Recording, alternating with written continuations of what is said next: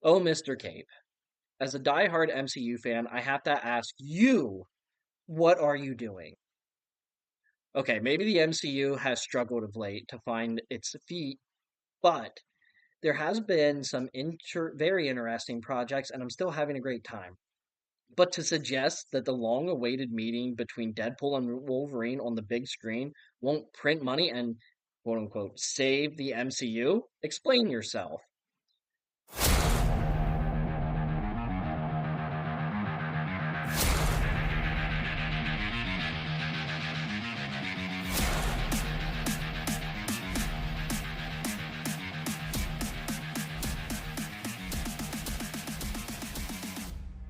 Welcome to Unbuckled Comics. If you're new, welcome.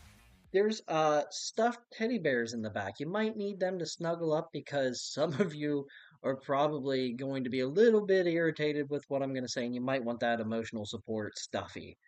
Uh, if you are returning, thank you for your continued support. I am Unbuckled Cape, your host of this comic book review podcast, but today we aren't reviewing comics yet again. Today we are going to take a look at one of my I'm going to call it a legacy episode. It is an unbuckled and unscripted, and it is also an episode that I released back in like February or January. Uh, it was Patreon exclusive, and I titled it "What Killed the MCU and Why Deadpool and Wolverine Won't Save It." But before we head out on patrol. Let's gather some intel first. I have a link tree, linktr.ee/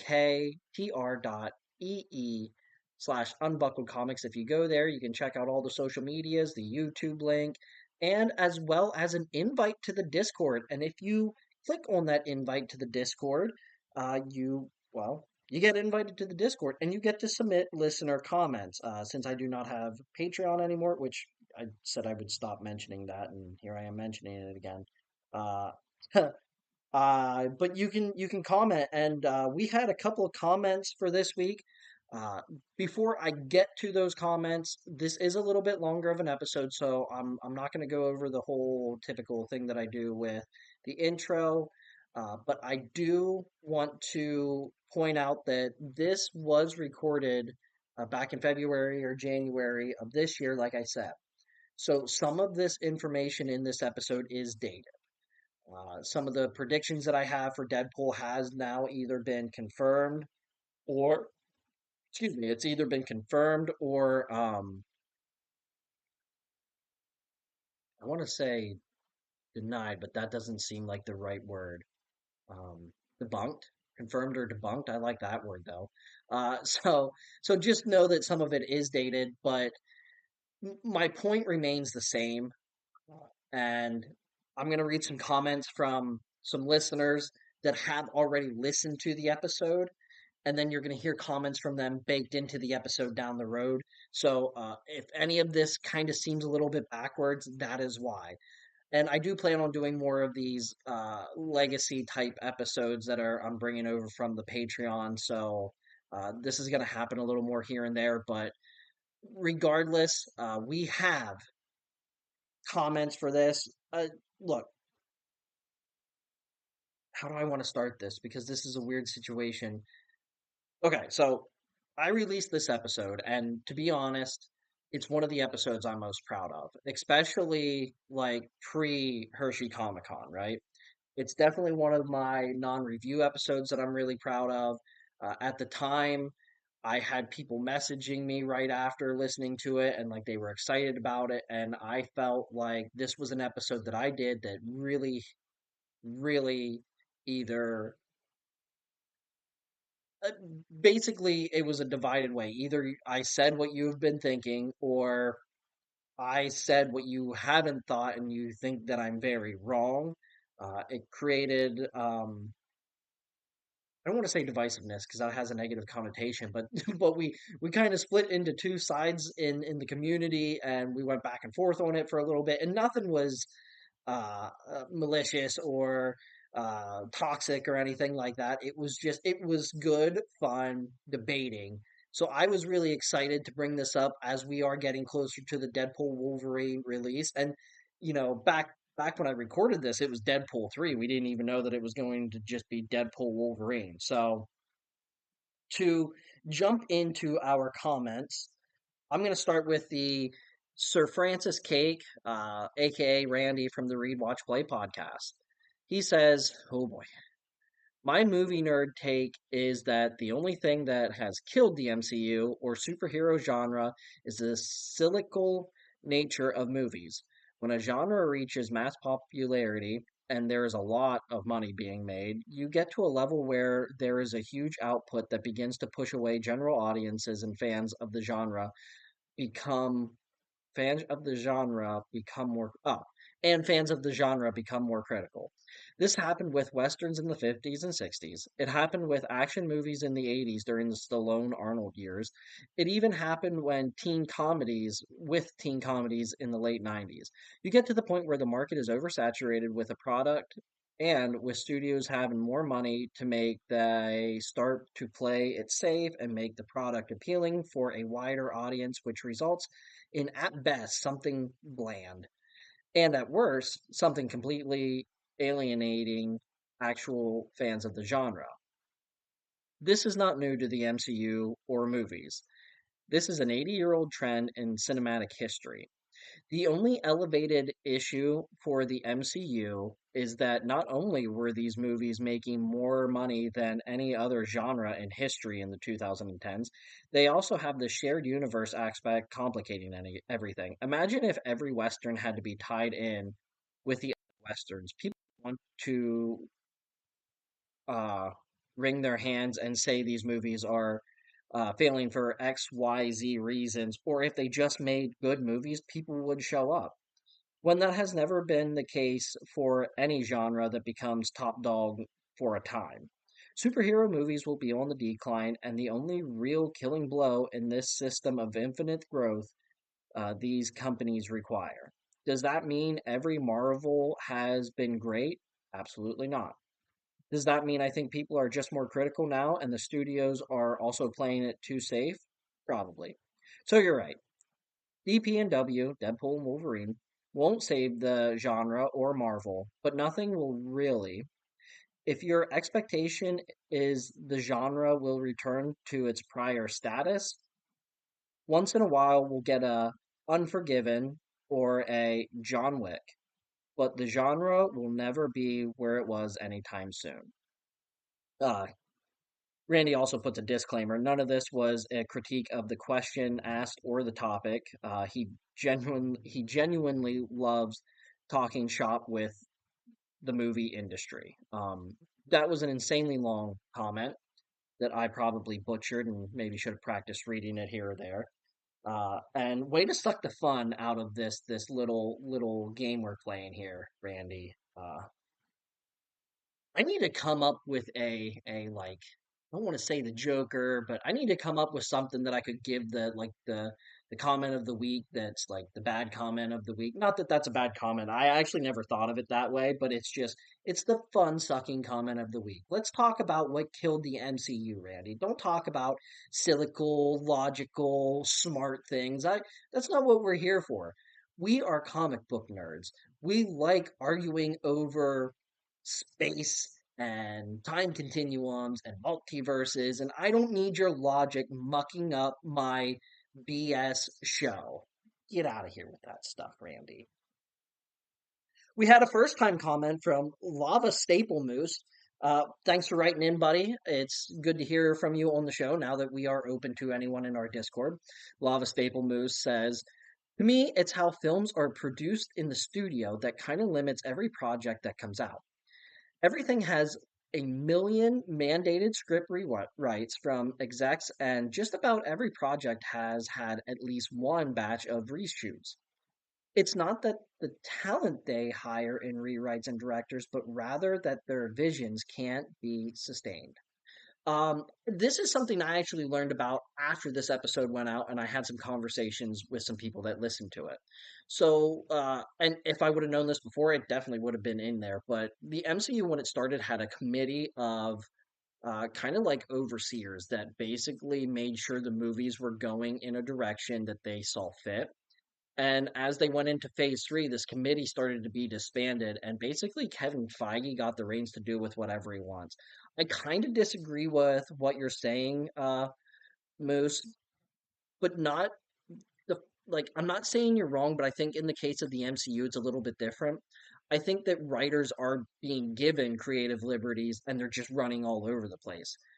I think that they need an overseeing board. When you are doing something that is this big, you need like a board of committees to oversee all the projects and make sure that they're all commingling together. I think that Feige and some of the other ones have just run rampant and done whatever they want. And they brought in, the guys who wrote Rick and Morty, which they love the whole multiverse stuff, and I do not, I don't like those guys. I don't like that show. So I'm not saying you're wrong, but I'm saying I think actually what's happening in the MCU specifically is the opposite. But that's kind of my opinion. Um, and then we have Captain Alcatraz, or Alan of the Retrotopia podcast, he writes in and says, "Oh, Mr. Cape, as a diehard MCU fan, I have to ask you, what are you doing?" Okay, maybe the MCU has struggled of late to find its feet, but there has been some very interesting projects, and I'm still having a great time. But to suggest that the long awaited meeting between Deadpool and Wolverine on the big screen won't print money and quote unquote save the MCU? Explain yourself. Actually, I didn't really have to because Sergeant Pickle followed up that with, I'd argue the same logic as a TV series. One good episode does not redeem or rescue a failing series. So one good movie won't save a franchise or universe.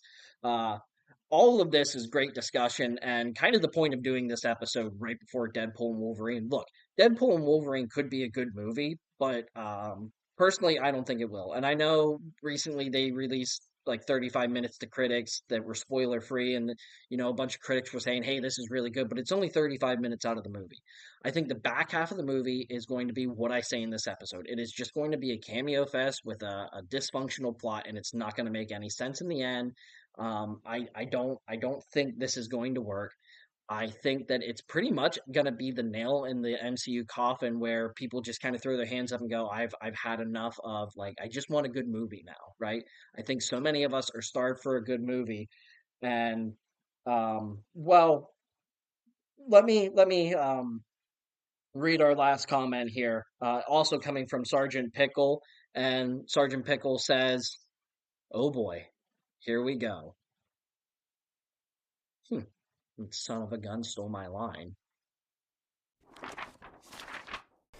So I ready to jump into this one. We've talked about many times in our Discord about how we feel that the MCU is deteriorating, and there was a couple of chunks of news that flew in not this week but a couple weeks ago, and a month ago or so, that I kind of just stopped and I was like, okay, this is the perfect opportunity for me to set up, to beat down and bash on Marvel, and I cannot wait to do it. So let me start off by telling you what the news is.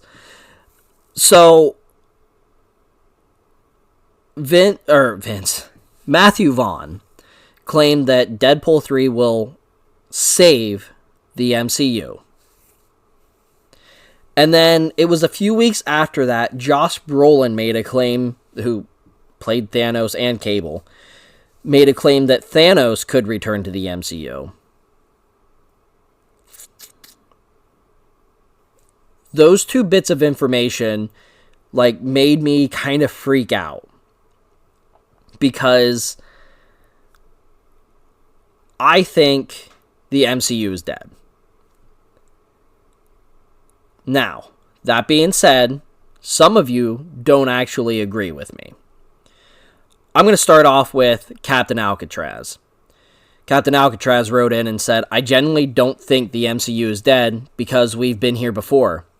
After the runaway success of Avengers Assemble, I think most people came down pretty hard on Phase 2. I mean, Thor Dark World, Iron Man 3, Age of Ultron. Lots of people complained about the dip in quality of those films.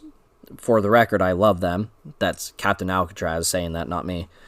But we all know what happened after that. The problem is that after a huge slam dunk of a film, people think they're entitled to the exact same scale when these films take years of groundwork to build up. In conclusion, true believers, I still think we've got some greatness to come, and just because some people don't like post-Endgame Marvel doesn't mean the MCU is dead. Far from it. Now, excuse me while I'll go back to my Marvel fanboy echo chamber. There's a lot to unpack there. Let me move on to read Fallen Snow Kiku. For me, it's not that the MCU is dead per se. It's just that it's very much no longer the it thing. Projects I have a personal interest in are very few and far between. For me, its biggest strength has always been its consistency in terms of quality. None of the movies or TV shows I've disliked are enough to ruin my day or anything, but at the same time, the heights aren't very high. And that might be coming back to bite them now. You can only have the same meal for so long before you're sick of it, right? My days of taking off work to see the latest movie or rewatching the newest episode the day it comes out are behind me. I'll probably see the new Deadpool because the trailer looked neat and we only got that first info of new Fantastic Four today, and while it's a very low bar to cross, I already like it more than any cinematic take on the characters so far. But if you ask me, the best thing to do now is just take a year or 5 off and let us breathe from the constant releases. Oh, but if they bring back Thanos, I'm out. Remember somehow Palpatine returned and I still remember somehow Palpatine returned and I haven't forgiven them for that. Okay. I wanted to read your 2 comments first so I can kind of bounce off of them as I go through what I have. So let's start with Deadpool first and why I don't think that movie is going to save the MCU. And neither of you really said that you believed it was going to save it, but I have seen a lot of people that are excited for this. And let me go on the record of saying, if you're excited for this, I hope you enjoy this movie. Excuse me. I'm not coming out here and saying, I hope this movie sucks. I hope it... the MCU not succeeding does not benefit me. So me standing here saying what killed the MCU and the MCU is dead, I get no benefit from them not doing well. This is just where I stand with the MCU and the properties that they have. And when I read your 2 guys' both of your comments, you almost swayed me to go out and say, okay, maybe I made this a clickbait episode by saying what killed the MCU. After some thought, I'm doubling down on it. The MCU may not be dead right now, but this is a wounded animal. It's only a matter of time before this dies out, and they will have to take maybe 5 years or more before they can reboot the whole thing and start all over fresh. So, like I said, let's start with Deadpool, right? Do I think Thanos is going to be in this movie because of the Josh Brolin connection with Ryan Reynolds' Deadpool 2? No, Thanos is not going to be in this movie. I do not think that is why Josh Brolin came out and said that. I think that Josh Brolin came out and said that because maybe his bank account is a little lower than what he wants. And sometimes when actors come out and say, hey, my character could return for this, you will see a increase of fan interest, trending on Twitter. Or is it Xing on Twitter now instead of trending? I don't know.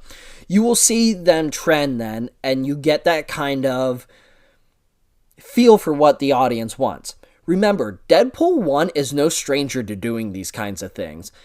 Deadpool gave a release of the bridge scene, all CGI with Ryan Reynolds voice acting it.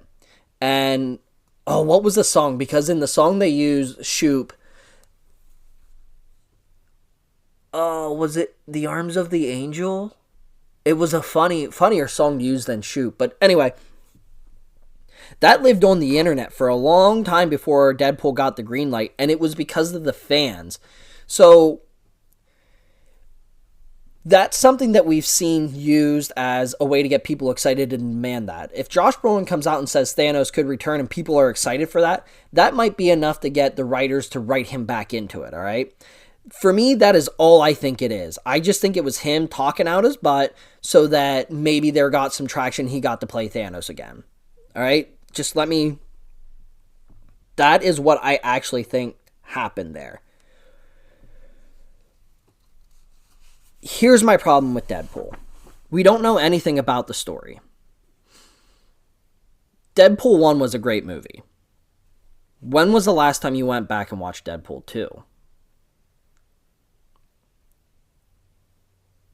Deadpool 2 is a good movie. But it's not as good because there was a lot of the shock value wasn't there. The out-of-pocket comments you were expecting this time around. Yes, it was still very funny. There were some casting issues I had with it. The kid that played Russell, he just annoys the ever-living shit out of me. I don't like that kid in anything he's done. He just annoys me. He hurt that movie a lot for me. Now, I don't see the third movie in this series doing an upswing. They added Josh Brolin to do Cable, and yeah, that's a great character to have because Deadpool and Cable have a lot of similarities, or not a lot of similarities. They're in a lot of titles together. Sorry, and then throw in Wolverine is great because again, that's another character that Deadpool has a lot of interaction with. So you get in Hugh Jackman to play Wolverine again, which is, it's awesome. Hugh Jackman is Wolverine. It's great. My issue is the rest of the rumors flying around that movie. And all the big named actors. When a movie starts tacking on big name actor after big name actor after big name actress and big name actress, and then there's rumored to be a bunch of these actors and actresses tied to this movie, I always get a little concerned because my worry is that they go, oh boy, we don't have much of a plot here. Let's fill it with fan service and big names to make sure that we can make our money back on this. The development hell that Deadpool went through to get to this point, the changing of property from Marvel to Sony, the worries about what Marvel's going to do. Marvel doesn't like putting out R-rated movies because it's a Disney company now. There was just a lot of what's going to happen with this. We did get the trailer at the Super Bowl. Oh, I probably can't even say Super Bowl. We did get the trailer at the big game, right? And in it, he makes a joke about pegging being a first for Marvel. So I believe they threw that in the trailer to let us know that he's still going to do the off-color jokes. Off-color? Raunchy? Whatever you want to call them. The jokes are still going to be there. That's fine. I want to take a quick look at the actors that are confirmed and rumored, the bigger ones, because there is, we could spend a whole episode talking about the rumored actors to be actors and actresses. Sorry, I keep calling them actors. Actors and actresses rumored to be in here, but I want to pick out the big ones, all right? Confirmed actors and actresses. Hugh Jackman, confirmed. Wolverine, we know that. We've seen it in the trailer. Jennifer Gardner, confirmed. Most likely, it's probably confirmed at this point, but I didn't see it actually confirmed. It's rumored that she's reprising her role as Elektra from the Elektra movie and the Ben Affleck Daredevil. Matthew McFadden, he's in it, but there was no info on who he is playing. And then Emma Corrin, in it, no info on who she is playing. So we got a couple of new players in there. Actually, is Matthew McFadden the guy that worked for... what was the organization in the Loki TV series?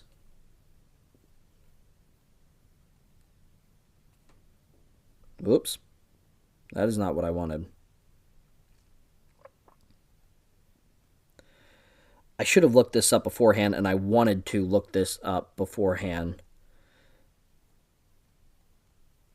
But I forgot to because I was doing a bunch of other stuff.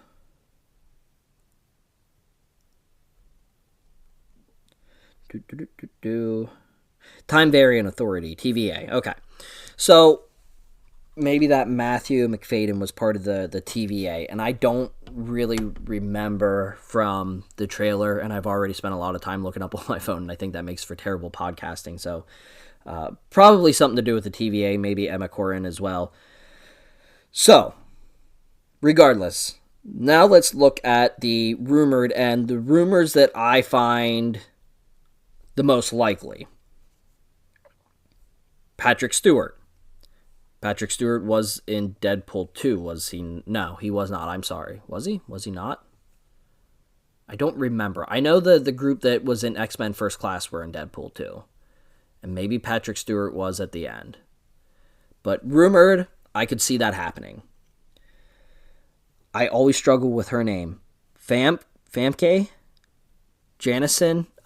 She played Jean Grey in the original X-Men trilogy. She's rumored to come back as Jean Grey, as well as Ben Affleck reprising his role as Daredevil, Wesley Snipes being added in as Blade, and Taylor Swift doing a cameo for Dazzler. Now, those are ones that are rumored and I think are likely. There's another one that I think might be very, very likely. A while ago, Daniel Radcliffe was being rumored as being Hugh Jackman's successor. That's the word I'm looking for. To the Wolverine role. In the Wolverine trailer, we see. Not Wolverine. In the Deadpool Wolverine trailer, we see Wolverine sitting at the bar with the white suit on, which would line up with the Wolverine persona of Patch, and there was a lot of speculation that that wasn't Hugh Jackman, that it was actually Daniel Radcliffe, and Daniel Radcliffe is going to be Patch in some part of this movie. So I could see that. I actually think that that could be pretty likely. The reason I don't think this will save the MCU is because there's all of these big names tied to it, and my worry is, yes, there is a ton of huge names in Endgame. Remember, some of those names got their break in Marvel, though. Some of them. Most of them, that's not true, but some of them there was. There was also a lot of build-up to that movie. And each actor is going to want screen time to warrant their being in there, right? First of all, my fear is this won't be a good movie because they will have too many names and they won't be able to get cohesive screen time, and it'll just make the movie a mess of showing a bunch of people, and the plot becomes very thin then because they got to figure out ways to get everybody's face on screen, right? Okay, now, before I go into what will be the final nail coming out of Deadpool, let's take a step back and look at what happened to the MCU to get to this point where I think Deadpool and Wolverine will be the nail in the coffin.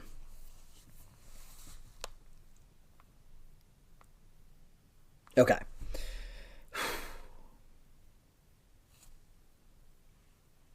Going back to what Captain Alcatraz said, Phase 2 people didn't like.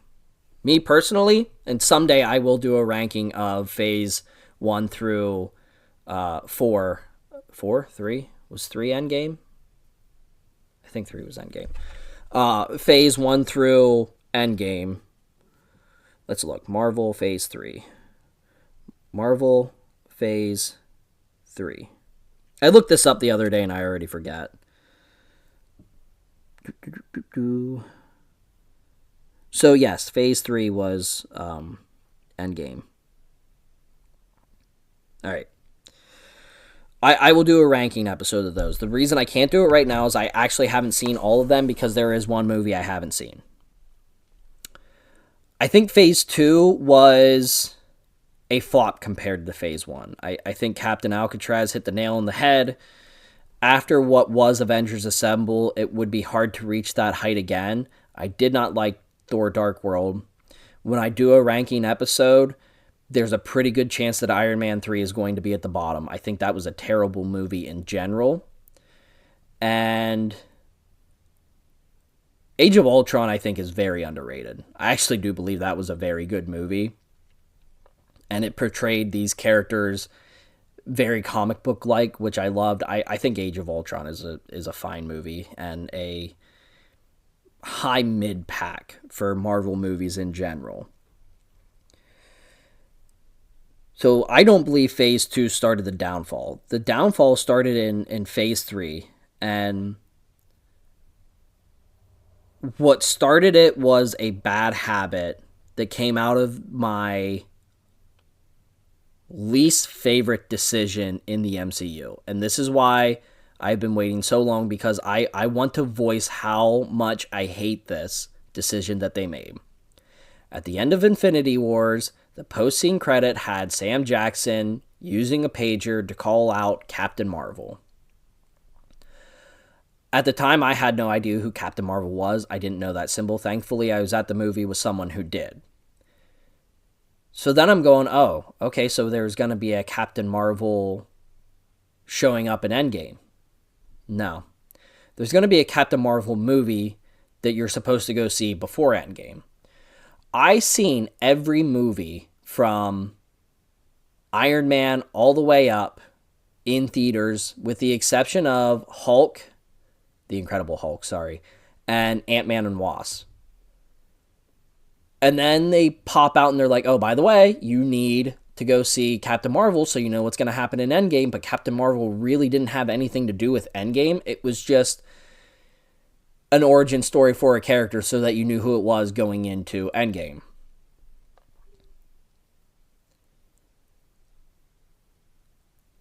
I understand why they put Captain Marvel in it. They wanted more strong female protagonists. Awesome. I'm all for it. I'm all for Captain Marvel being a part of it. What I am not for is how you presented it. To shoehorn that movie in right before the biggest movie event of my lifetime, and of a lot of people's lifetime, it was a cheap cash grab. Second of all, I don't like Brie Larson. That's a terrible casting. I don't think she's talented at all. I have yet to see a role where I'm like, oh, she was okay in that. No, she's terrible. So, if you wanted to do a movie or something before Endgame to keep the hype up, which I don't know why you would have, you know who you should have used? Scarlet Witch. This drives me up a wall. You have one of Marvel's most powerful characters already in your universe, and it's Scarlet Witch. It's that you want more strong females. I get that. That's fine. Bring them in. I like those. I would love to see Deadpool and Wolverine have Elektra. Elektra is one of my favorite Marvel characters. It's just, don't shoehorn a character in just to get me to go to the theater so you can get my money for it. It didn't make sense, and Wanda has all the motive in the world to get her own movie. I wanted a Wanda movie. There was no reason not to. Yeah, you gave her a TV show, and don't get me wrong, the TV show is great. I really enjoyed that show, all right? But there is no reason, none, zero, zilch, nada, that you shouldn't have been able to do that Wanda TV show and take it and put it as WandaVision. Other than this, you knew Captain Marvel wasn't going to carry your franchise forward post-Endgame. That's why post-Endgame the first thing you did was WandaVision. Because you knew Scarlet Witch could carry it. You knew people would be interested in WandaVision because people like Scarlet Witch. You knew people wouldn't like Captain Marvel, and people don't like Captain Marvel. Now, there's always exceptions, and I haven't seen the movie. So can I judge the movie? Not really, but I've never heard anyone go, ooh, I really like Captain Marvel. Never, no one. My wife watched it. She told me not to watch it. You know, I got friends that are into these movies. None of them were high on this movie. But you needed her in there to suit a need. It's a need for the franchise, but you did it at a bad spot. She did not need her own movie in that place. Have her show up. Have her rescue Tony Stark. We've seen the little key beeper thing. Have her be the one that rescues Tony Stark. I'm fine with that. But when all those guns in the last fight scene of Endgame turn on Captain Marvel, that angers me so much. They should all turn on Scarlet Witch. She lost everything. She is the most tortured soul in the whole MCU. Her city died. She was part of the Ultron scheme. She turns around and becomes a hero. Her brother dies. Then she falls in love with Vision, and she has to kill him. She kills the guy she loves. Then watches him be brought back to life so he can die again. It's horrible. That's why WandaVision was so interesting.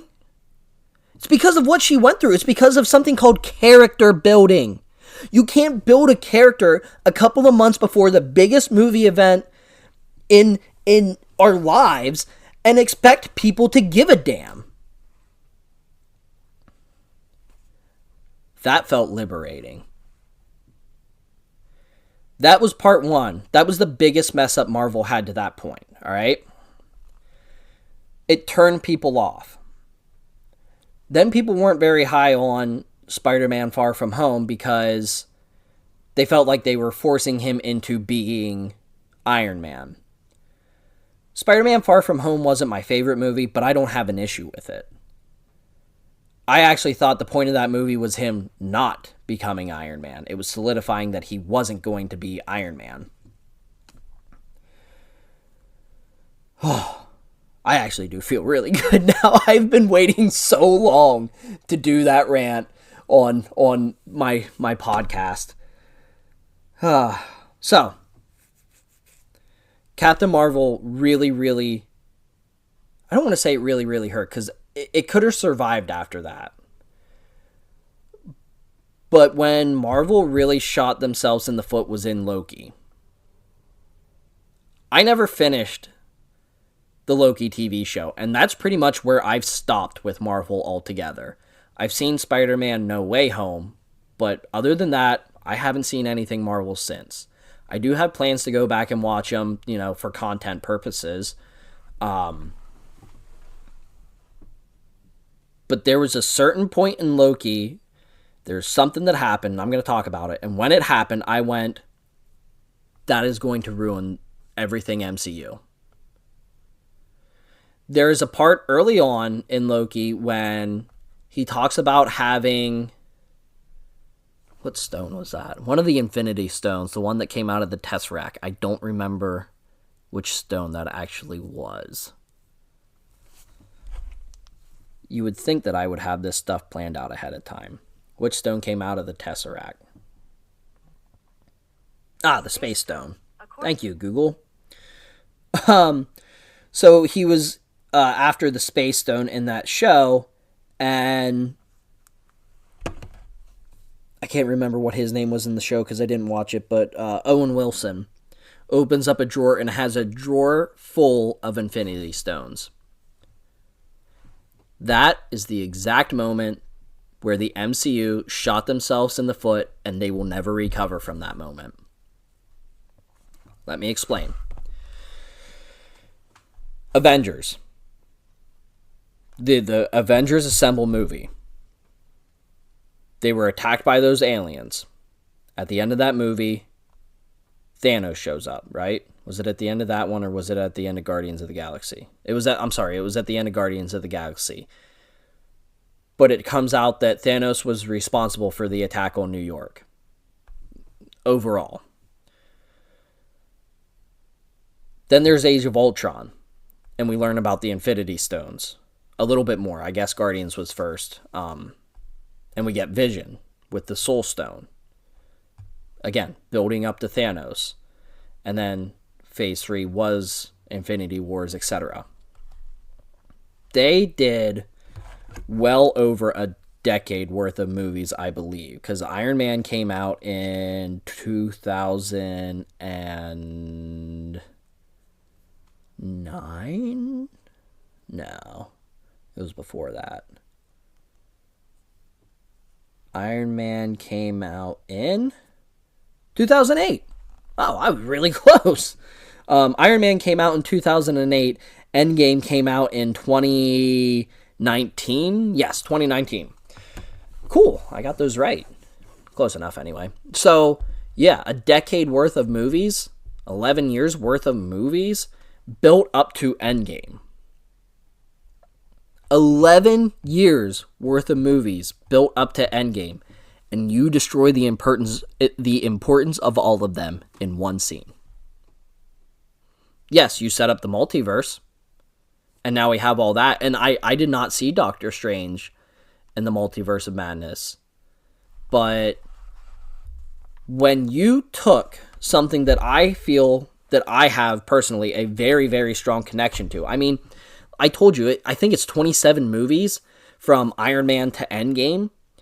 And I seen 24 of them in theaters. Like Fallen Snow Kiku said. Now, I never took off school or missed work, but I missed other things to go and see them, and I seen some of them twice in theater. Like, they were big events in our lives. And in one scene of a TV show on a streaming service, you got rid of the importance of all of it. Oh yeah, there's a ton of Infinity Stones. They're not the big fish in the sea. You've diminished 11 years worth of epic build-up in movies in one scene. That, my friends, is true talent. That is why the MCU will never recover, because now nothing is important anymore. The stakes are not high. Josh Brolin comes out and says, yeah, Thanos could return. Why can Thanos return? Because we're just going to dip into the multiverse. We are going to take Deadpool, throw him into the TVA, is what I assume it was. There really wasn't any... I don't know if he was at the TVA, but that's what it seemed like. We're going to let him just gallivant around the Marvel Cinematic Universe and play around with what Sony did and set up something new for us. So now, the writers for Marvel have a very easy scapegoat for anything that goes wrong. They write a character, it's not received well, let's just tinker with the timeline and multiverse and get it right. There are no stakes. There are no stakes for us as viewers, and there are no stakes for them as writers.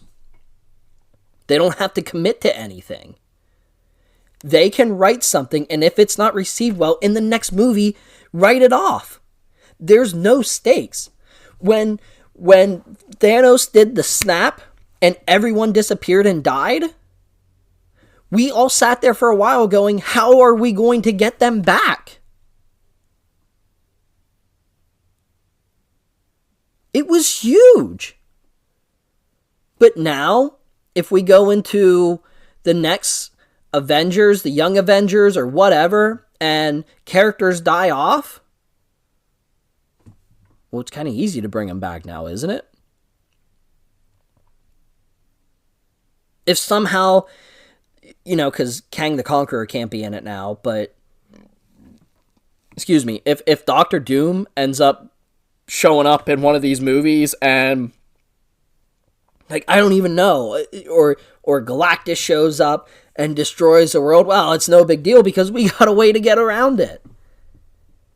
There's no stakes anymore. That's why I'm telling you guys that the MCU is dead.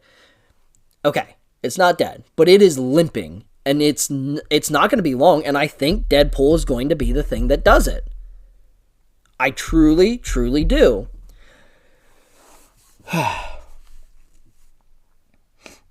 Let me just look at my notes here quick.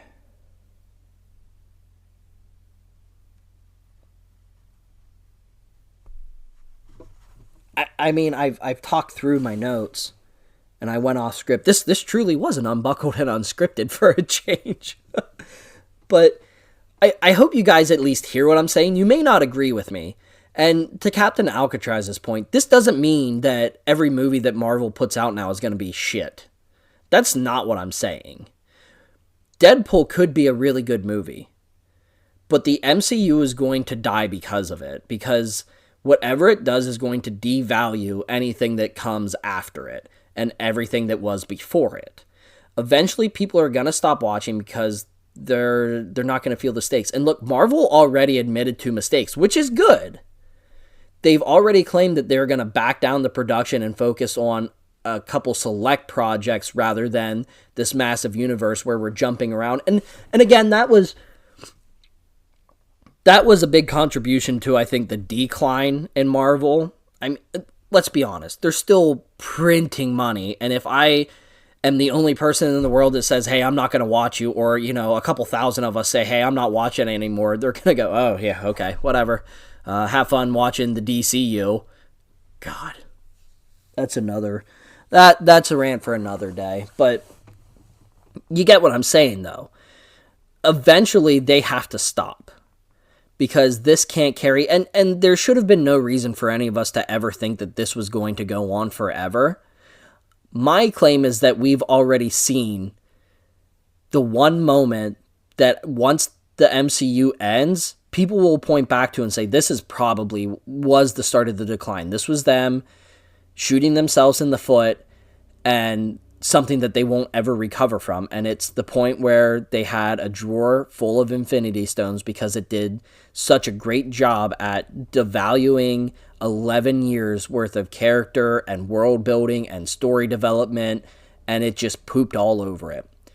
And I get why they did it. They did it so that they could set up the next big thing. But then they had who was the actor for Kang? Kang?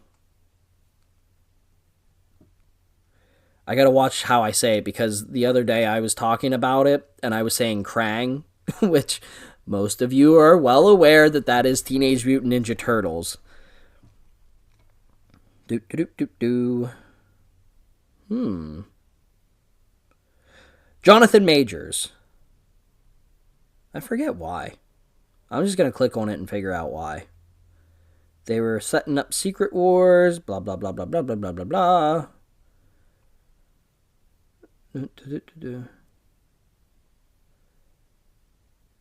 Oh, okay. So he was found guilty on domestic dispute, and that's why they cut ties with him. That severely hurt them because they had a path in mind, and then them having to pull him out of it again really hurt them. But they could have you could have thrown like Victor Von Doom or someone like that in there to take his place. I think you could have written your way out of that, but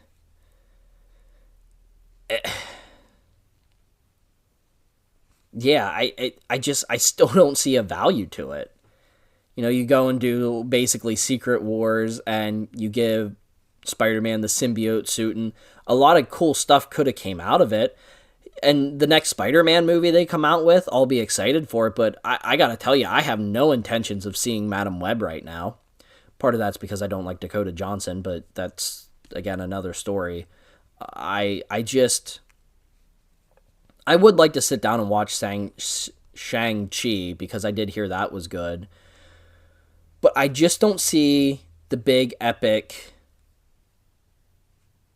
arching phases anymore. I think, to Fallen Snow Kiku's point, you can only eat a meal so many times before you're tired of it. And I think as a whole,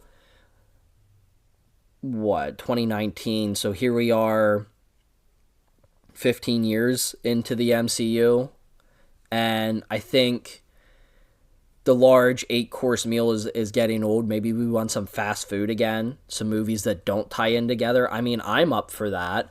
I'm into going and seeing a standalone Spider-Man movie or a standalone Fantastic Four movie. They just announced the confirmed actors for the Marvel's First Family. We're going to be looking into that in a later episode of Unbuckled and Unscripted. And maybe that will be the turning point. I'm not saying that this is definite, they're dead, I guess, even though I have said that multiple times in this episode. They could turn it around. They could do something with Fantastic Four that makes me go, oh, okay, they're going to turn this around and make it feel like it's valuable again. Like there are stakes, like things do matter, but I don't see them doing that. And I don't see a way out of it. I mean, there's people that do this for a living that are much smarter than me. So, maybe they do find a way out of it. But as of right now, I think that they are wounded. I don't know if a lot of people see that they're wounded. And I think Deadpool 3 is going to be the start of them limping to a finish. To quote one of my favorite bands of all time, Def Leppard, it's better to burn out than fade away. and I believe the MCU is getting ready to burn themselves out. I just I would like to think that, and look, we could go in and really like the Deadpool movie, but I don't think it's going to do anything to benefit the MCU. I think whatever they do will devalue any kind of stakes that they can put into a movie. And look, I hope I'm wrong. I hope I am just being a cynical asshole at this point, but I don't think I am. I think I'm being pretty realistic about it. And just looking at the dip in quality and Marvel really overexpanding, and now James Gunn moves on to DC, there is a ton of factors into this that we didn't even touch on yet. But I think you guys get the point. I'm going to end up talking in circles. I appreciate you turning in for this. I feel much better that I got to bash the Captain Marvel movie. That was nice for me. Oh, there was another thing I wanted to bring up before I close this out. I completely forgot. Another thing that I did not like about the Deadpool trailer that I don't know if a lot of people picked up on, and I don't know if I am tricking myself into thinking this, but there is a Deadpool Classic comic. I want to say it's Volume 4, Deadpool Classics Volume 4, but I'm not sure.